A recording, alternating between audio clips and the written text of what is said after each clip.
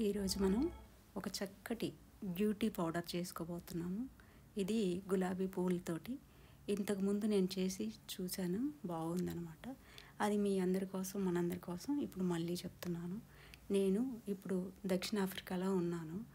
గుడికి వెళ్తూ ఉంటే అక్కడ ఫ్లవర్ బొకేస్, ఫ్లవర్స్ అమ్మేవాళ్ళు ఉన్నారనమాట షాపు. అక్కడ విడి పువ్వులు పెటల్స్ ఊడిపోయినాయి అన్నీ ఒక కవర్లో వేసి ఉన్నాయి. అతన్ని అడిగితే ఫ్రీగానే ఇచ్చారు. అవి తీసుకొచ్చి నేను వాటికి ఉన్న ఆకులు, తొడుమలు అన్నీ తీసేసి శుభ్రం చేసి ఒక క్లాత్ మీద ఆరబెట్టుకున్నాను.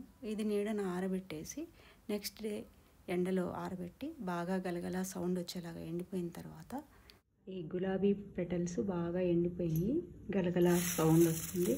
ఇంత బాగా ఎండాలన్నమాట. దీనికి క్వాంటిటీకి తగ్గట్టుగా ఇది 1/2 కిలో అయినాయి. మొత్తం ఎండిపోయిన తర్వాత వెయిట్ 1/2 కిలో అయినాయి. దీనికి 4 స్పూన్ల బియ్యము, 4 స్పూన్ల శనగపప్పు తీసుకున్నాను. వీటిని ఫైన్ పౌడర్ లాగా చేసుకోవాలి, లేదా కొంచెం బరగ్గా ఉందంటే మీరు జల్లించుకోవాలి. జల్లించుకొని ఒక డబ్బాలో స్టోర్ చేసుకుంటే 6 మంత్స్ వరకు బయటనే పెట్టుకోవచ్చు అన్నమాట. ఇప్పుడు మన పౌడరు ఫైన్గా పట్టేసుకున్నాము. దీన్ని ఈ పౌడర్ని ఈ స్పూన్ తోటి తీసుకుంటే ఒక్కరికి సరిపోతుందన్నమాట. ఆయిలీ స్కిన్ అయితే పెరుగు, తేనె ఈ పౌడర్ కలుపుకోవాలి. మిక్స్ చేసుకొని పేస్ట్ లాగా ఫేస్కి అప్లై చేసుకోవాలన్నమాట. అదే డ్రై స్కిన్ అయితే పాలు కానీ, పాల మీగడ కానీ, ఈ పౌడరు, తేనె ఈ 3 మిక్స్ చేసుకొని అప్లై చేయాలన్నమాట.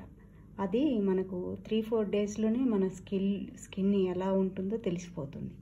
చాలా బాగుంటుందన్నమాట.